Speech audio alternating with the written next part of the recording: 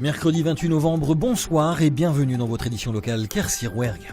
Scène inédite cet après-midi au palais de justice de Rodez, où des militants de l'Ammassada ont mis en scène et en chanson leur refus de se voir exproprier de Saint-Victor-et-Melvieux. Cet après-midi à Rodez, la justice administrative devait donc fixer le montant des indemnités qu'elle accordera aux personnes expropriées à Saint-Victor-et-Melvieux concernant le futur transformateur. Un projet auquel s'opposent toujours les militants de l'Ammassada et ils l'ont rappelé de manière inédite en pleine salle d'audience.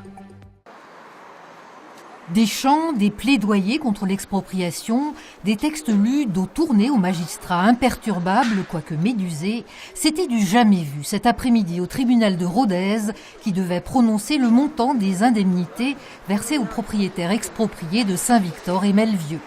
Du coup, on y est allé simplement pour leur exprimer que notaire n'était pas à vendre, que leur procédure, on sait très bien à quoi elle va servir, qu'elle sert simplement à nous voler notaire, à nous spolier de notaire, que du coup, on ne veut pas cautionner ça, donc on ne veut pas discuter avec eux du prix qu'ils estiment juste pour notaire ou pas. Ces terres, les voici. 5 hectares agricoles sur la commune de Saint-Victor-et-Melvieux. RTE, réseau de transport d'électricité, doit bâtir là un méga transformateur de 400 000 volts qui alimentera un parc d'éoliennes industrielles. Hostiles au projet, les riverains rassemblés au sein de l'association Ammassada refusent les expropriations et ils sont venus une nouvelle fois, le diront, et très fort à Rodez. Il nous convoque pour une audience, ok, mais elle veut faire l'appel, c'est-à-dire qui est propriétaire, qui a de l'argent, qui a eu la chance de pouvoir être propriétaire, qui ne l'est pas. Nous, on ne fait pas de différence comme ça, c'est une communauté d'usage. On n'a pas fini, on va continuer à se battre pour défendre nos terres.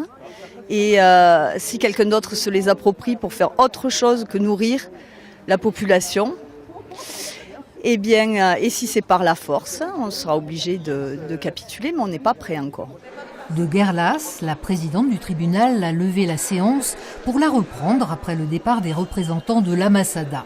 L'avocate de RTE n'a pas souhaité s'exprimer. Les 136 propriétaires des parcelles concernées seront expulsables d'ici quelques jours.